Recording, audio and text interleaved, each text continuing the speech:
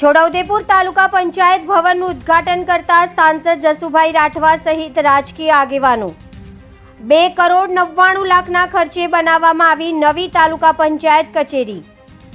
છોટાઉદેપુર તાલુકા પંચાયત ભવન જે કચેરી જૂની અને જર્જરિત થઈ ગઈ હોય, જેનું નવું મકાન સરકાર દ્વારા બનાવવામાં આવ્યું છે અને અદ્યતન સુવિધાઓથી સજ્જ આ નવા તાલુકા પંચાયત ભવનનું ઉદ્ઘાટન આજરોજ છોટાઉદેપુર લોકસભા સાંસદ જસુભાઈ રાઠવાના હસ્તે કરવામાં આવ્યું છે। ઘણા સમયથી નવી અને મોટી બિલ્ડિંગની જરૂરત હોય, જે બિલ્ડિંગ તૈયાર થઈ જતા આજરોજ તાલુકા પંચાયત ભવન ખાતે ઉદ્ઘાટન કરવામાં આવ્યું હતું।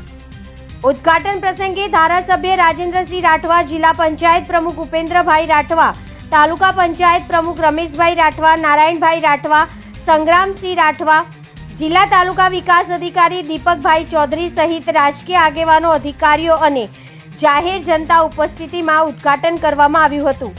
અત્રે ઉલ્લેખનીય છે કે ગુજરાત સરકારના પંચાયત ગ્રામ્ય ગૃહ નિર્માણ અને ગ્રામ્ય વિકાસ વિભાગ દ્વારા છોટાઉદેપુર તાલુકા પંચાયત ભવનનું આજરોજ ઉદ્ઘાટન કરવામાં આવ્યું।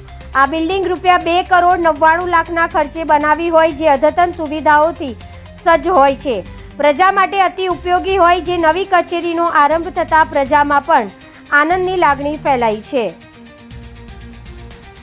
વિકાસને વધુ વેગવંતો બનાવવા માટે ગુજરાત સરકાર દ્વારા 2 કરોડ અને 99 લાખના ખર્ચે છોટાઉદેપુર તાલુકા પંચાયતના નવીન ભવનનું જે આજે લોકાર્પણ થઈ રહ્યું છે, ત્યારે હું છોટાઉદેપુર તાલુકાની તમામ નાગરિકોને ખૂબ ખૂબ શુભેચ્છા પાઠવું છું। છોટાઉદેપુર તાલુકા પંચાયત ભવનના નવા મકાનનું લોકાર્પણ આજરોજ સાંસદ શ્રી જસુભાઈ રાઠવાના વરદ હસ્તે અને ધારાસભ્ય શ્રી રાજેન્દ્રસિંહ રાઠવાજીની વિશેષ ઉપસ્થિતિમાં પૂર્વ સાંસદ નારાયણભાઈ અને સાથી મિત્રોની ઉપસ્થિતિમાં કરવામાં આવ્યું।